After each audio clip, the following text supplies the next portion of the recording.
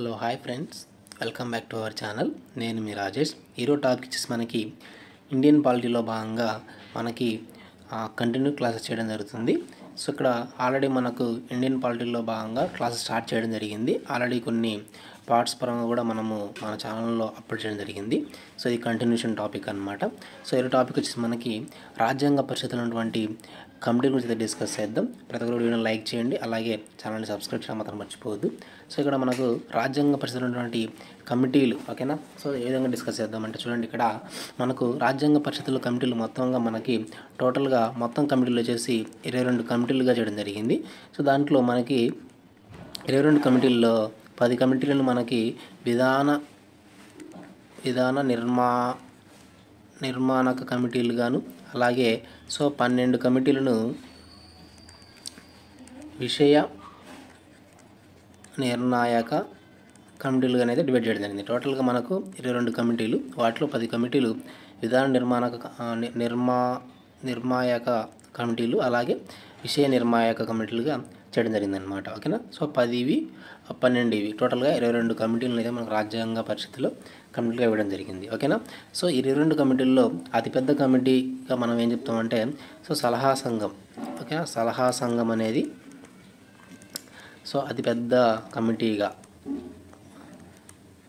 అతిపెద్ద కమిటీ. దీనిలో ఉన్నటువంటి సభ్యులు ఎంతమంది అంటే 55 మందితో సలహా సంఘం ఏర్పాటు చేయడం జరిగింది. సో ఈ 55 మందిని కలిపి మనం సలహా సంఘం చెప్పవచ్చు. దీన్ని మనము ఈ 22 కమిటీలలో అతిపెద్ద కమిటీగా చెప్పడం జరుగుతుంది. దీనికి అధ్యక్షుడిగా ఎవరున్నారంటే ఇక్కడ మనకి సర్దార్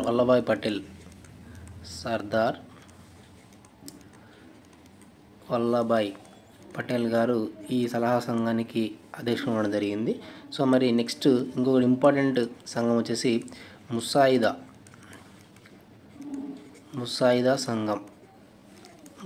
సంఘంలో టోటల్ సభ్యులు 7 మంది. దీనికి అధ్యక్షుడు వచ్చేసి డాక్టర్ బిఆర్ అంబేద్కర్ గారు ముసాయిదా సంఘానికి అధ్యక్షుడు ఉండడం జరిగిందనమాట. సో 22 కమిటీలలో అతిపెద్ద కమిటీ వచ్చేసి సలహా సంఘం 55 మందితో ఏర్పడింది. దీని యొక్క అధ్యక్షుడు వచ్చేసి సర్దార్ వల్లభాయ్ పటేల్. కానీ నెక్స్ట్ ఇంపార్టెంట్ సంఘం వచ్చేసి ముసాయిదా సంఘం 7 మంది సభ్యులతో ఏర్పాటు చేయడం జరిగింది. సో దీని యొక్క అధ్యక్షుడు వచ్చేసి డాక్టర్ బిఆర్ అంబేద్కర్ గారు, ఓకేనా. సో అయితే 22 కమిటీలన్నీ కూడా రాజ్యాంగ పరిషత్ కోసం ఏర్పాటు చేసినటువంటి 22 కమిటీలన్నీ కూడా తన యొక్క నివేదికను ఫైనల్గా రాజ్యాంగ పరిషత్కు పంపడం జరుగుతుంది అన్నమాట, ఓకే.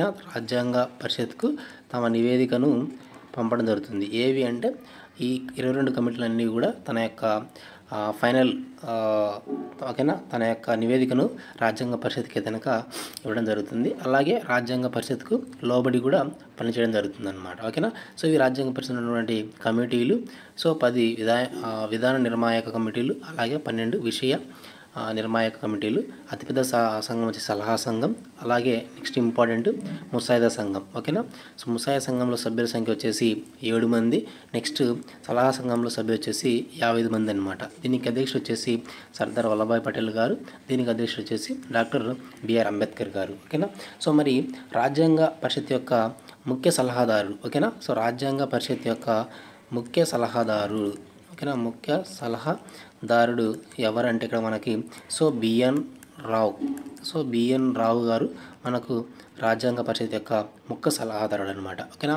సో ఈయన యొక్క స్పెషాలిటీ ఏంటంటే ఈయన అంతర్జాతీయ న్యాయస్థానంలో, ఓకేనా, అంతర్జాతీయ న్యాయస్థానంలో, అలాగే భారత్లో అంతర్జాతీయ న్యాయస్థానంలోను, అలాగే భారత్లో పనిచేసిన తొలి అనుభవజ్ఞుడు, ఓకేనా. పనిచేసిన తొలి అనుభవజ్ఞుడిగా చెప్పడం జరుగుతుంది, ఓకేనా. ఎవరిని? బిఎన్ రావు గారిని, ఓకేనా. సో రాజ్యాంగ పరిషత్ యొక్క ముఖ్య సలహాదారుడు వచ్చేసి బిఎన్ రావు. ఇతని యొక్క స్పెషాలిటీ ఏంటంటే అంతర్జాతీయ న్యాయస్థానంలోను, అలాగే భారత్లో పనిచేసిన తొలి అనుభవజ్ఞుడు, ఓకేనా. నెక్స్ట్ వచ్చేసి రాజ్యాంగ పరిషత్ యొక్క కార్యదర్శి వచ్చేసి ఇక్కడ మనకి హెచ్విఆర్ అయ్యంగార్ ఇతను మనకు రాజ్యాంగ పరిషత్ యొక్క కార్యదర్శిగా నియమించడం జరిగింది. సో నెక్స్ట్ వచ్చేసి ఇంపార్టెంట్ వ్యక్తుల్లో సో రాజ్యాంగ పరిషత్ యొక్క ప్రధాన లేఖకుడు ఓకేనా, ప్రధాన లేఖకుడిగా మనకు ఎన్సి ముఖర్జీ గారిని నియమించడం జరిగింది అనమాట. ఓకేనా. సో రాజ్యాంగ పరిషత్తులో కమిటీలు ఎన్ని కమిటీలు ఉన్నాయి ఓకేనా, అతిపెద్ద సంఘం వచ్చి సలహా సంఘం, నెక్స్ట్ ముసాయిదా సంఘం. సో రాజ్యాంగ పరిషత్ యొక్క ముఖ్య సలహాదారుడు వచ్చేసి బిఎన్ రావు, సో బెనగల రావుగా చెప్పడం జరుగుతుంది. సో కార్యదర్శి వచ్చేసి హెచ్విఆర్ అయ్యంగార్, ప్రధాన లేఖకుడు ఎన్సి ముఖర్జీ. ఓకేనా. సో ఈ రకంగా మనకు రాజ్యాంగ పరిషత్ యొక్క కమిటీలో ఉన్నటువంటి ఇంపార్టెంట్ ఇన్ఫర్మేషన్ డిస్కస్ చేయడం జరిగింది. ఓకేనా. మనకి 22 రాజ్యాంగ పరిషత్ కమిటీలు ఉన్నాయి కదా. సో ఈ కమిటీలలో 22 కమిటీలకు ఎవరు అధ్యక్షత వహించారనేది ఇక్కడ డిస్కస్ చేయాల్సి ఉంటుందన్నమాట. రాజ్యాంగ పరిషత్కు ఏర్పాటు చేసినటువంటి ఇతర కమిటీలు మరియు వాటి యొక్క అధ్యక్షులు, చైర్మన్లు. ఓకేనా. సో ఈ టేబుల్లో మనకి ఇంపార్టెంట్ వన్ అనమాట. ఒకసారి డిస్కస్ చేద్దాం, గుర్తుపెట్టుకుని అయితే ప్రయత్నం అయితే చేయండి. ఓకేనా. చూడండి ఇక్కడ రూల్స్ కమిటీ, సో దీన్ని మనం నియమావళి కమిటీ కూడా చెప్పొచ్చు అనమాట. అలాగే స్టీరింగ్ కమిటీ మరియు ఫైనాన్స్ అండ్ స్టాఫ్ కమిటీకి అధ్యక్షుడు వచ్చేసి సో బాబు రాజేంద్ర ప్రసాద్ గారు. ఓకేనా. సో ఈ 4 కమిటీలకి బాబు రాజేంద్ర ప్రసాద్ గారు అధ్యక్షత వహించడం జరిగింది. నెక్స్ట్ వచ్చేసి కేంద్ర అధికారాల కమిటీ, కేంద్ర రాజ్యాంగ కమిటీ అండ్ రాష్ట్రాల సంప్రదింపుల కమిటీకి సంబంధించి జవహర్లాల్ నెహ్రూ గారు అధ్యక్షత వహించడం జరిగింది. రాష్ట్ర అధికారాల కమిటీ, రాష్ట్ర రాజ్యాంగ కమిటీ, రాష్ట్ర ప్రాథమిక హక్కుల కమిటీ, మైనారిటీ కమిటీకి సంబంధించి, అలాగే రాజ్యాంగ సలహా సంఘం సంబంధించినటువంటి అధ్యక్షునిగా సర్దార్ వల్లభాయ్ పటేల్ గారు అధ్యక్షత వహించడం జరిగింది. నెక్స్ట్ వచ్చేసి ప్రాథమిక హక్కుల ఉప కమిటీ చైర్మన్గా జేబీ కృపలాని గారు అధ్యక్షత వహించారు. నెక్స్ట్ మైనారిటీల ఉప కమిటీకి సంబంధించి హెచ్సి ముఖర్జీ గారు, అలాగే హౌస్ కమిటీకి సంబంధించి సో పట్టాభి సీతారామయ్య గారు. నెక్స్ట్ ఈశాన్య రాష్ట్రాల హక్కుల ఉప కమిటీ చైర్మన్గా గోపీనాథ్ బోర్డొల్లాయ్ గారు అధ్యక్షత వహించడం జరిగింది. నెక్స్ట్ వన్ సుప్రీంకోర్టు మరియు పౌరసత్వం తాత్కాలిక కమిటీ మెంబర్గా, అలాగే అధ్యక్షునిగా వరదాచార్యులు గారు అధ్యక్షత వహించారు.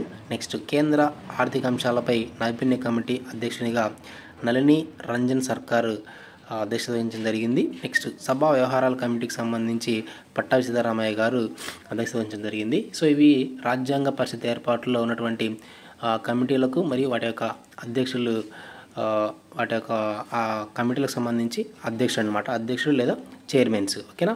సో నెక్స్ట్ మరి మనకి ముసాయిదా కమిటీకి సంబంధించి ఓకేనా, ముసాయిదా కమిటీ ఓకేనా. సో సలహా సంఘం అతిపెద్ద సలహా సంఘం అని చెప్పాం కదా. సలహా సంఘంలో మెంబర్స్ వచ్చేసి 55 మంది సలహా సంఘంగా ఏర్పడింది, సలహా సంఘం. సో దీనికి అధ్యక్షుడిగా సర్దార్ వల్లభాయ్ పటేల్ గారు ఉండడం జరిగిందని చెప్పాం కదా. నెక్స్ట్ వచ్చేసి ముసాయిదా కమిటీ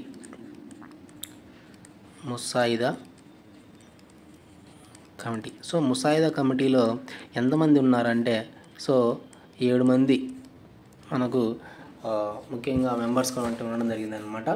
మరియు ఈ ముసాయిదా కమిటీకి సంబంధించి ఇంపార్టెంట్ ఇన్ఫర్మేషన్ అయితే డిస్కస్ చేయాల్సి ఉంటుందన్నమాట. దాని గురించి డిస్కస్ చేద్దాం.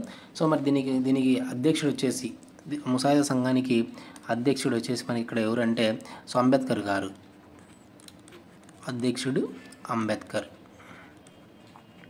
ఓకేనా. అధ్యక్షుడు అంబేద్కర్ గారు ఉండడం జరిగిందనమాట.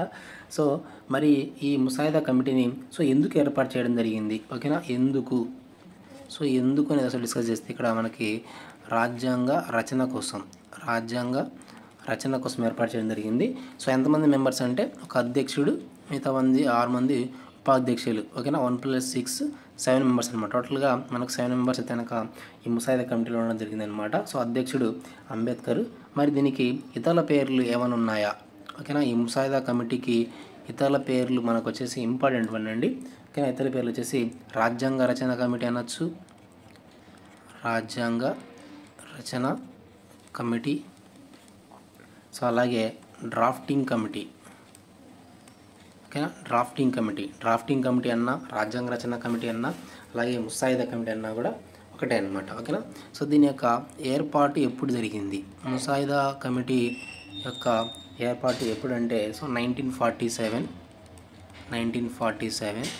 ఆగస్టు 20వ తారీఖున మనకు ముసాయిదా కమిటీ యొక్క ఏర్పాటు చేయడం జరిగిందనమాట ఓకేనా. సో మరి ఈ ముసాయిదా కమిటీలో 7 మంది ఉన్నారు కదా. సో 7 మందిలో ఎవరు వీరి యొక్క పేర్లు ఒకసారి డిస్కస్ చేసినట్లయితే చూడండి జాగ్రత్తగా. మనం వీరి యొక్క పేర్లు ఓకేనా. ఈ 6 మంది ప్లస్ సో ఒక అధ్యక్షుడు, మొత్తం 7 మంది పేర్లు మనం జాగ్రత్తగా గుర్తుపెట్టుకోవాల్సి ఉందన్నమాట. సో దీని నుంచి మనకు ప్రీవియస్ ఎగ్జామినేషన్ బిట్లో భాగంగా చాలాసార్లు ఎగ్జామినేషన్ పాయింట్ ఆఫ్ వ్యూలో వచ్చింది ఓకేనా. జాగ్రత్తగా అబ్జర్వ్ చేద్దాం. సో ఇక్కడ ముసాయిదా కమిటీలో ఉన్నటువంటి సభ్యులు వచ్చేసి మనకు టోటల్గా 7 మంది అనమాట. సో ఈ 7 మందిలో సో డాక్టర్ బిఆర్ అంబేద్కర్ గారు చైర్మన్గా వ్యవహరించడం జరిగింది. సో రిమైనింగ్ ఉన్నటువంటి సో ఎన్ గోపాలస్వామి అయ్యంగార్ సభ్యుడు, అలాగే Alladi Krishnaswami Ayyangar, next Mohammed Saiyid Saadulla, next K M Munshi. So వీరందరూ కూడా మనకి సభ్యులుగా ఉండడం జరిగింది. నెక్స్ట్ వచ్చేసి ఇక్కడ ఈ 2 మనకు చాలా ఇంపార్టెంట్ ఎగ్జామ్ పాయింట్ ఆఫ్ వ్యూలో. సో బిఎన్ మెత్తల్ ఓకేనా. సో ఫస్ట్ వచ్చేసి మనకి ముసాయిదా కమిటీ సభ్యుడిగా సో బిఎన్ మెత్తల్ గారు ఉండడం జరిగిందనమాట. తర్వాత ఆయన అనారోగ్య కారణంగా వీరి స్థానంలో ఇంపడిన వ్యక్తి సో ఎన్ మాధవరావు ఓకేనా. సో బిఎన్ మెత్తల్ గారి ప్లేస్లో మనకు ఎన్ మాధవరావు గారు సభ్యుడిగా ఉండడం జరిగింది. నెక్స్ట్ వచ్చేసి డిపి కైతాన్ మరణించిన తర్వాత వీరి స్థానంలో నియమింపబడిన వ్యక్తి టిటి కృష్ణమాచారి ఓకేనా. ఈ 2 పేర్లు మనకు చాలా ఇంపార్టెంట్ అనమాట. సో ఈ 7 మంది కూడా మనకి ముసాయిదా కమిటీలో ఉన్నటువంటి సభ్యులు. అధ్యక్షుడు వచ్చేసి డాక్టర్ బిఆర్ అంబేద్కర్ గారు. సో రిమైనింగ్ వీళ్ళంతా కూడా మనకి సభ్యులు అనమాట ఓకేనా. సో వారిలో సో ఈ బిఎన్ మిత్తల్ గారి ప్లేస్లో ఎన్ మాధవరావు గారు, నెక్స్ట్ డిపి కైతాన్ గారి ప్లేస్లో టిటి కృష్ణమాచారి గారు రావడం జరిగింది. సో ఇది మనకు ముసాయిదా కమిటీలో ఉన్నటువంటి సభ్యులు, అలాగే చైర్మన్, అలాగే సభ్యుల ఇన్ఫర్మేషన్ అనమాట. చాలా ఇంపార్టెంట్ ఓకేనా. నెక్స్ట్ వన్ వచ్చేసి ఇక్కడ మనం ముసాయిదా కమిటీకి సంబంధించినటువంటి చైర్మన్గా డాక్టర్ బిఆర్ అంబేద్కర్ గారిని చెప్పడం జరిగింది కదా. సో ఈ గురించి కొంత అడిషనల్ ఇన్ఫర్మేషన్ అయితే తెలుసుకుందాం అనమాట ఓకేనా. సో మెయిన్ బిఆర్ అంబేద్కర్ గారు ముసాయిదా కమిటీ చైర్మన్గా ఉండడం జరిగింది. అలాగే ఇతను రాజ్యాంగ పితామహుడిగా, అలాగే ఆధునిక మనువుగా బిరుదు పొందడం జరిగిందనమాట ఓకేనా. సో రాజ్యాంగ పితామహుడిగాను అలాగే సో ఆధునిక మనువుగా ఇతని యొక్క బిరుదులు ఉండడం జరిగిందనమాట. అలాగే ఇతని యొక్క పేరులో సో ఇక్కడ బిఆర్ అంబేద్కర్ అనేది కదా. సో ఇతని యొక్క పేరులో సో బిఆర్ అనగా సో ఇక్కడ మనకు అర్థం ఏంటంటే ఇక్కడ భీమ్రావ్ రామ్జీ ఓకేనా. రామ్జీ. సో బిఆర్ అనగా భీమ్రావ్ రామ్జీ అనమాట. అలాగే ఇక్కడ అంబేద్కర్ను రాజ్యాంగ పితామహుడిగాను, అలాగే రాజ్యాంగ శిల్పిగాను ఓకేనా. సో రాజ్యాంగ శిల్పిగాను, అలాగే అభినవ మనువు ఓకేనా. సో ఇవి కూడా ఈ బిఆర్ అంబేద్కర్ గారి యొక్క బిరుదులు అనమాట. రాజ్యాంగ శిల్పిగాను, అలాగే అభినవ మనువుగాను వర్ణించింది ఎవరు అంటే సో ఫైలీ ఓకేనా. ఫైలీ అనేటువంటి అతను ఎంవి ఫైలీ అండి ఓకేనా. సో ఎంవి ఫైలీ అనేటువంటి ఇతన్ని రాజ్యాంగ శిల్పిగాను, అలాగే అభినవ మనువుగాను చెప్పడం జరిగిందనమాట. అలాగే ఇతను బిఆర్ అంబేద్కర్ గారు సో 1924లో సో 1924 సంవత్సరంలో దళితుల కోసం డిప్రెస్డ్ క్లాసెస్ సొసైటీ ఓకేనా. డిప్రెస్డ్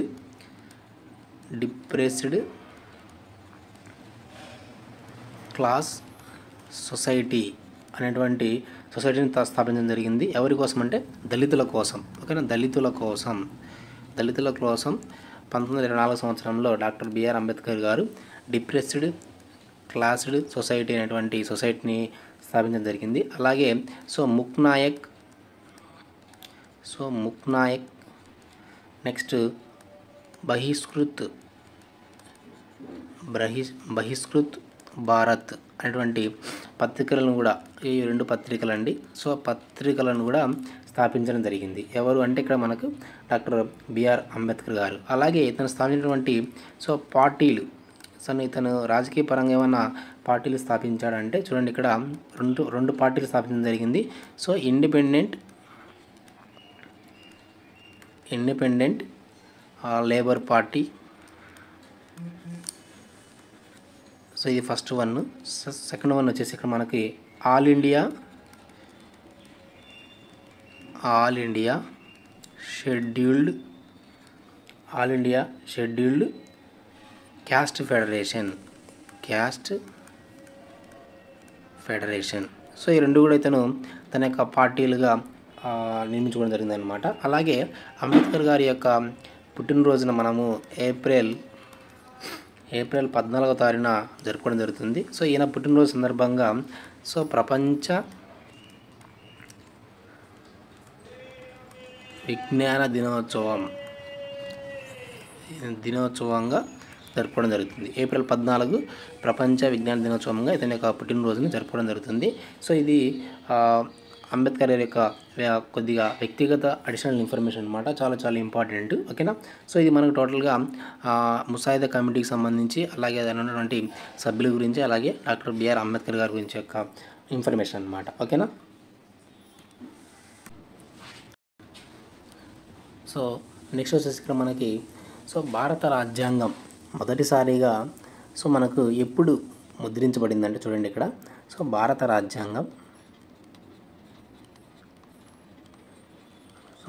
రాజ్యాంగం ఫస్ట్ సారి ముద్రించబడింది ఎప్పుడు అంటే ఇక్కడ మనకి ఫిబ్రవరి 21 సో 1948. సో ఈ తేదీన మనకు భారత రాజ్యాంగం ఫస్ట్ సారి మనకు ముద్రించడం జరిగింది. చాలా చాలా ఇంపార్టెంట్. సో దీంట్లో మనకి ఇప్పటి నుంచి మనకు డేట్స్ అనేవి చాలా చాలా ఇంపార్టెంట్. సో ప్రతి కూడా గుర్తుపెట్టుకోవాలి. ఓకేనా. సో మరి రాజ్యాంగం పూర్తయిన రోజు ఓకేనా. రాజ్యాంగం పూర్తయి సో రాజ్యాంగ పరిషత్ చేత సో ఆమోదింపబడిన రోజు ఆమోదం ఎప్పుడు పొందిందంటే మనకి ఇక్కడ సో 1949 సో నవంబర్ 26వ తారీఖున మనకు రాజ్యాంగం రాయడం పూర్తయింది. అలాగే రాజ్యాంగ పరిషత్ చేత ఆమోదం కూడా పొందిందనమాట. ఓకేనా. సో మరి ఈ రాజ్యాంగం అనేది రాయుటకు ఎంత సమయం పట్టింది ఓకేనా అంటే ఇక్కడ చూసినట్లయితే చాలా చాలా ఇంపార్టెంట్. సో మనకి 2 సంవత్సరాల 11 నెలల సో 18 రోజులు మనకు రాజ్యాంగం రాయటకు పడినటువంటి కాలం చాలా చాలా ఇంపార్టెంట్ ఇది మనకి. ఓకేనా. సో రాజ్యాంగం రాయడం పూర్తయి అలాగే రాజ్యాంగ పరిషత్ చేత ఆమోదం పొందిన రోజు వచ్చేసి మనకి 1949 నవంబర్ 26వ తేదీన. చాలా చాలా ఇంపార్టెంట్, మోస్ట్ ఇంపార్టెంట్. ఓకేనా. ఈ డేట్ అనేది చాలా చాలా ఇంపార్టెంట్ అండి. అలాగే రాయటకు పట్టినటువంటి కాలం ఎంత అంటే 2 సంవత్సరాల 11 నెలల 18 రోజులు రాజ్యాంగం రాయటకు పట్టినటువంటి కాలం అన్నమాట. ఓకేనా. సో మరి రాజ్యాంగ పరిషత్ యొక్క చివరి సమావేశం ఎప్పుడు జరిగింది ఓకేనా. మనకు టోటల్గా రాజ్యాంగ పరిషత్ సంబంధించి 12 సమావేశాలు జరగడం జరిగింది. సో 12 సమావేశాలు రాజ్యాంగ పరిషత్ సంబంధించి 12 సమావేశాలు జరిగితే దానిలో మనకి చివరి సమావేశం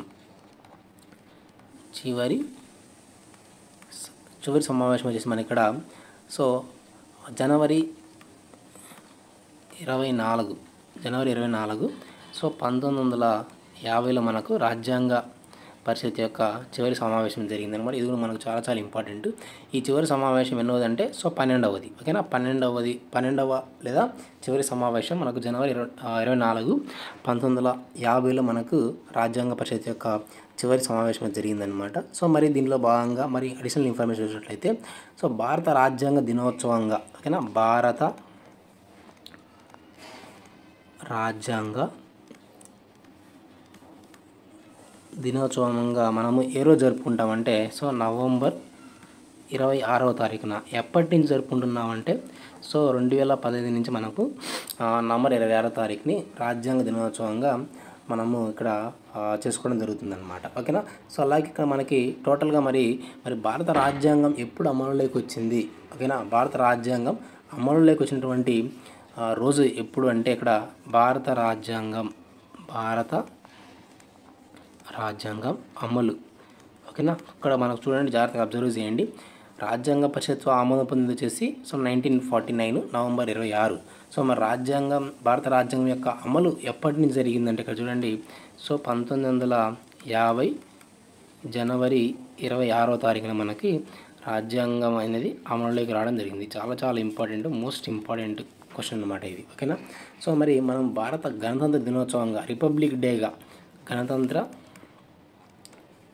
గణతంత్ర దినోత్సవం మనం ఎప్పుడు చేసుకుంటామంటే సో జనవరి 26వ తారీఖుని మనం గణతంత్ర దినోత్సవంగా చేసుకోవడం జరుగుతుంది అనమాట. ఓకేనా, ఇక్కడ మీరు జాగ్రత్తగా గుర్తుపెట్టుకోవాలి. సో ఇక్కడ మరి భారత రాజ్యాంగ దినోత్సవంగా నవంబర్ 26ని అలాగే ప్రకటించడం జరిగింది. ఇక్కడ రాజ్యాంగ దినోత్సవం. నెక్స్ట్ వచ్చేసి రాజ్యాంగ అమలు వచ్చేసి 1950 జనవరి 26వ తేదీన అమలు చేయడం జరిగింది. గణతంత్ర దినోత్సవాన్ని జనవరి 26న చేసుకోవడం జరుగుతుంది అనమాట. సో ఈ జనవరి 26, సో 1950, సో ఈ డేట్ని మనము పూర్ణ స్వరాజ్, ఓకేనా, పూర్ణ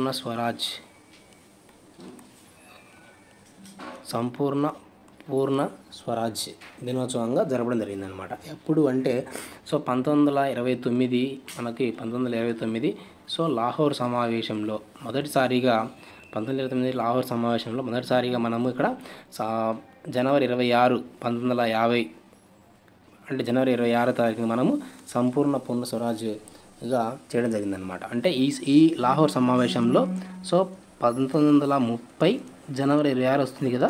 సో ఈ డేట్ని మనం పూర్ణ స్వరాజ్ తీర్మానంగా చేయడం జరిగింది. కాబట్టి ఈ జనవరి 26వ తారీఖున మనము గణతంత్ర దినోత్సవంగా చేసుకోవడం జరుగుతుంది. ఓకేనా, సో మనకు దాన్ని కంటిన్యూషన్లో భాగంగా మనం ఇక్కడ 2015 నుంచి నవంబర్ 26వ తారీఖుని మాత్రం రాజ్యాంగ దినోత్సవంగా చేసుకోవడం జరుగుతుంది. జనవరి 26వ తారీఖుని గణతంత్ర దినోత్సవంగా చేసుకోవడం జరుగుతుంది. సో ఎందుకు జనవరి 26ని గణతంత్ర దినోత్సవంగా చేసుకోవడం జరుగుతుందంటే సో 1929 లాహోర్ సమావేశం తీసుకున్నటువంటి నిర్ణయానికి ప్రకారం, నిర్ణయానుగుణంగా, అంటే ఆ రోజు మనకి ఇక్కడ 1929లో మనకి లాహోర్ సమావేశంలో జనవరి 26వ తారీఖుని పూర్ణ స్వరాజ్ తీర్మానంగా, ఓకేనా, పూర్ణ స్వరాజ్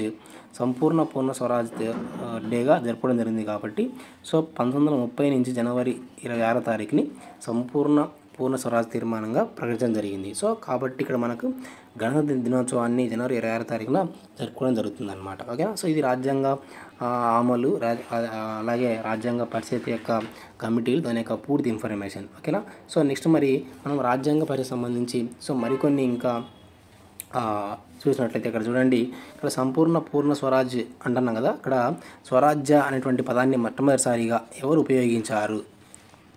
స్వరాజ్య అనేటువంటి పదాన్ని మొట్టమొదటిసారిగా ఎవరు ఉపయోగించారంటే ఇక్కడ చూడండి, ఇక్కడ స్వరాజ్య అనే పదాన్ని మధ్యయుగ భారతదేశంలో, ఓకేనా, మధ్యయుగంలో వచ్చేసి మనకి ఇక్కడ ఛత్రపతి శివాజీ అయితే వాడడం జరిగిందనమాట స్వరాజ్య అనేటువంటి పదాన్ని. నెక్స్ట్ వచ్చేసి ఇక్కడ స్వరాజ్య అనేటువంటి పదాన్ని ఉపయోగించింది ఎవరంటే స్వామి దయానంద సరస్వతి. ఓకేనా, ఫస్ట్ వచ్చేసి మనకు మధ్యయుగంలో ఛత్రపతి శివాజీ గారు యూజ్ చేయడం జరిగింది. నెక్స్ట్ వచ్చేసి స్వామి దయానంద సరస్వతి. సో తర్వాత ఎవరు ఉపయోగించారు అంటే ఇక్కడ దాదాబాయ్ నౌరోజీ గారు స్వరాజ్ అనేటువంటి పదాన్ని ఉపయోగించడం జరిగింది. సో వీరు ముగ్గురు కూడా మనకు స్వరాజ్ అనేటువంటి పదాన్ని మనకి ఇక్కడ ఉపయోగించడం జరిగింది. సో రాజ్యాంగ రచనకు మనకు ఎంత టైం పట్టిందని చెప్పాము. ఇక్కడ చూడండి, ఇక్కడ సో 2 సంవత్సరాల 11 నెలల 18 రోజులు రాజ్యాంగం రాయటకు పట్టినటువంటి కాలం. ఓకేనా, మరి రాజ్యాంగం రాయటకు అయినటువంటి ఖర్చు, రాజ్యాంగ రచనకు అయినటువంటి ఖర్చు ఎంత అంటే మనకి ఇక్కడ 64 లక్షలు. ఓకేనా, 64 లక్షలు మనకి రాజ్యాంగ రచనకు అయినటువంటి ఖర్చు అన్నమాట. సో మరి రాజ్యాంగం రాసినటువంటి కాలిగ్రాఫర్, ఓకేనా, రాజ్యాంగం రాసినటువంటి కాలిగ్రాఫర్ ఎవరు అంటే ప్రేమ్ బిహారీ నారాయణ. సో ప్రేమ్ బిహారీ నారాయణ మనకు రాజ్యాంగ రచన కాలిగ్రాఫర్ అన్నమాట. ఓకేనా, సో మరి ఇదంతా కూడా మనకు చాలా చాలా ఇంపార్టెంట్. నెక్స్ట్ వచ్చేసి హిందీ కాలిగ్రాఫర్,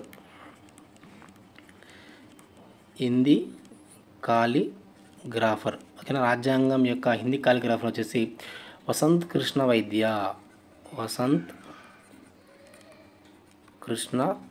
వైద్య. సో ఇతను హిందీ కాలిగ్రాఫర్ అనమాట. సో ఇతను కాలిగ్రాఫర్ ప్రేమ్ బిహారీ నారాయణ. చాలా చాలా ఇంపార్టెంట్, ప్రీవియస్ ఎగ్జామ్లో మనకు ఉన్నటువంటి బిట్ ఇది. నెక్స్ట్ హిందీ కాలిగ్రాఫర్ వచ్చేసి వసంత కృష్ణ వైద్య. ఓకేనా. సో నెక్స్ట్ వచ్చేసి రాజ్యాంగ పరిషత్ యొక్క రాజ్యాంగపరమైన విధులు నిర్వహించేటప్పుడు అధ్యక్షుడు వచ్చేసి, ఓకేనా, రాజ్యాంగపరమైన విధులు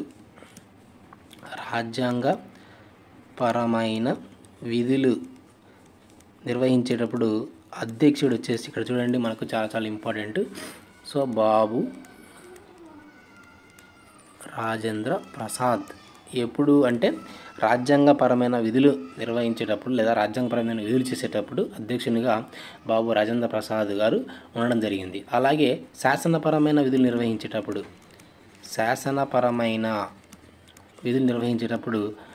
అధ్యక్షుడు వచ్చేసి ఇక్కడ మనకి జీవి మౌలాంకర్. చాలా చాలా ఇంపార్టెంట్, జీవి మౌలాంకర్. ఓకేనా. ఇక్కడ చూడండి రాజ్యాంగపరమైన విధులు నిర్వహించేటప్పుడు వచ్చేసి అధ్యక్షుడు బాబు రాజేంద్ర ప్రసాద్ గారు, శాసనపరమైన విధులు నిర్వహించేటప్పుడు అధ్యక్షుడు జీవి మౌలాంకర్. చాలా చాలా ఇంపార్టెంట్. ఈ రెండు మీరు అంశాలు గుర్తుపెట్టుకునే ప్రయత్నం అయితే చేయండి. ఓకేనా. సో మరి భారత రాజ్యాంగం యొక్క గుర్తు. సో భారత రాజ్యాంగం యొక్క గుర్తు వచ్చేసి ఐరావతంతో పోల్చడం జరిగింది. సో ఐరావతం లేదా ఏనుగు. ఓకేనా. సో భారత రాజ్యాంగం యొక్క గుర్తు వచ్చేసి ఐరావతం లేదా ఏనుగు. ఓకేనా. సో ఈ ఐరావతంతో పోల్చింది వచ్చేసి ఎవరంటే హెచ్వి కామత్. ఓకేనా. భారత రాజ్యాంగానికి గుర్తుగా ఐరావతం, ఏనుగు చెప్పడం జరుగుతుంది. ఐరావతంతో పోల్చినటువంటి వ్యక్తి వచ్చేసి హెచ్వి కామత్. చాలా చాలా ఇంపార్టెంట్ ఇది మనకి. నెక్స్ట్ వచ్చేసి రాజ్యాంగం అంతా కూడా, రాజ్యాంగాన్ని అందమైన అరకుల బంతతో, ఓకేనా, రాజ్యాంగాన్ని అందమైన అరకుల బంత అని అనేది ఎవరు అంటే సో గ్రాన్విల్లే ఆస్టిన్.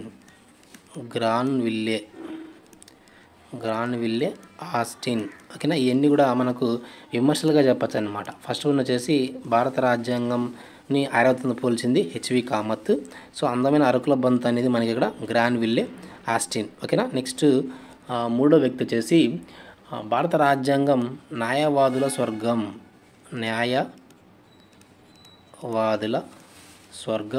అలాగే అరువుల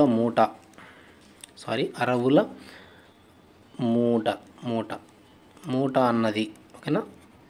సో దీన్ని ఎవరు చెప్పడం జరిగిందంటే సర్ ఐవర్ జెన్నింగ్స్. ఈ స్టేట్మెంట్స్ అన్నీ మనకు చాలా చాలా ఇంపార్టెంట్. ఓకేనా. సో ఇది మనకి ఈ మూడు ఇంపార్టెంట్ స్టేట్మెంట్స్ అన్నమాట. ఓకేనా. సో రాజ్యాంగ పరిషత్ని హిందువుల సభ మాత్రమే అనేది. నెక్స్ట్ వన్ చూడండి, హిందువుల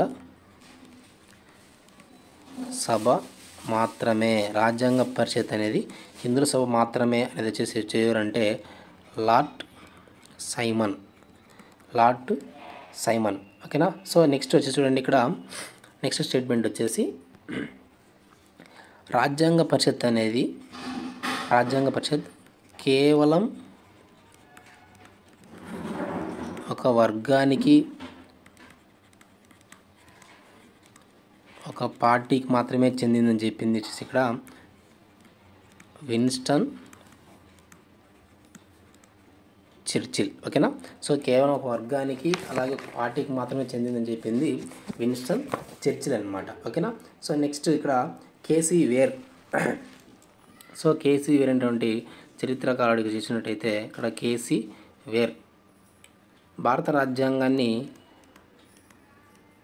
అర్ధ సమైక్యగా, ఓకేనా, భారత రాజ్యాంగాన్ని ఒక అర్ధ సమైక్యగా చెప్పింది. భారత రాజ్యాంగాన్ని అర్ధ సమైక్య అన్నది ఎవరంటే ఇక్కడ కేసీ వేర్. ఓకేనా. సో నెక్స్ట్ ఇవన్నీ మనకు ఇక్కడ భారత రాజ్యాంగ పరిషత్ సంబంధించి ఇక్కడ మనకు రాజ్యంపై విమర్శలు అనమాట. ఓకే. అందరూ కూడా మనకు రాజ్యంపై విమర్శలు చేసినటువంటి వ్యక్తులు ఇక్కడ రాజ్యాంగ పరిషత్తో పాటు రాజ్యాంగంపై విమర్శలు చేసినటువంటి వ్యక్తులు అనమాట. ఇక్కడ చూడండి మీరు ఇక్కడ మనకు ఇంపార్టెంట్లో ఇక్కడ చూసినట్లయితే ఇక్కడ క్వశ్చన్ గుర్తుపెట్టుకోవాలి ఇక్కడ. సో రాజ్యాంగ పరిషత్పై విమర్శలు చేసినటువంటి వ్యక్తులు ఎవరంటే సో విన్స్టన్ చర్చిల్. ఇక్కడ తను ఫస్ట్ వన్ అనమాట. రాజ్యాంగ పరిషత్ మీద విమర్శలు విన్స్టన్ చర్చిల్ అలాగే లార్డ్ సైమన్ ఇద్దరు కూడా మనకు రాజ్యాంగ పరిషత్ మీద చేసినటువంటి విమర్శలు అన్నమాట. అలాగే రిమైనింగ్ ఉన్నటువంటి వాళ్ళు అంటే హెచ్వి కామత్ కానీ అలాగే గ్రాన్విల్లే ఆస్టిన్ ఇతను ఫస్ట్ వ్యక్తి అనుకుందాం. Granville Austin, Ivor Jennings third person, KC Wheare fourth. So వీళ్ళు వచ్చేసి రాజ్యంపై విమర్శలు. ఓకేనా, టోటల్గా మనకు రాజ్యము అలాగే రాజ్యాంగ పరిషత్ మీద చేసేటువంటి విమర్శ చేసేటువంటి వ్యక్తులు అన్నమాట వీళ్ళందరూ కూడా. ఓకేనా, సో అయితే ఇక్కడ భారత రాజ్యాంగ పరిషత్ రాజ్యాంగాన్ని తయారు చేయడంలో ఇక్కడ మనకు రాజ్యాంగ పరిషత్ ఉంది కదా. సో రాజ్యాంగ పరిషత్ అనేది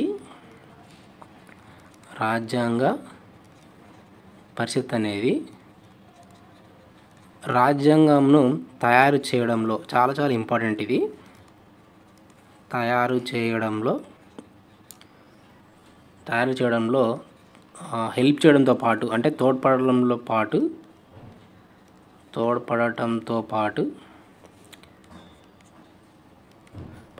దేశానికి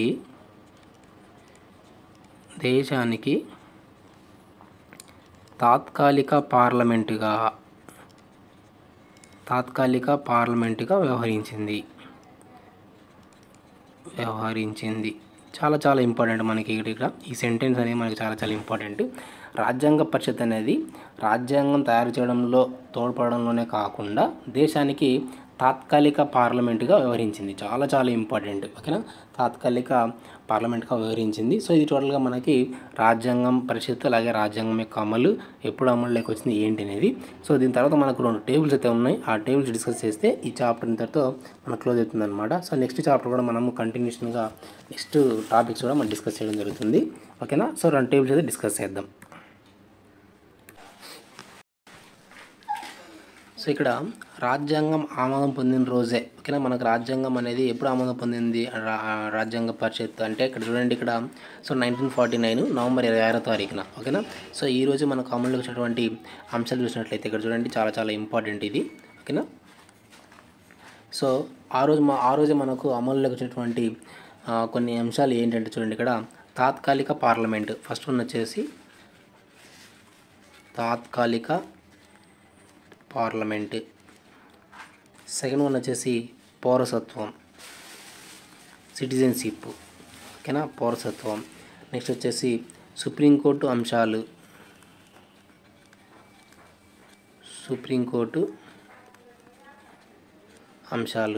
నెక్స్ట్ వన్ వచ్చేసి ఇక్కడ స్వదేశీ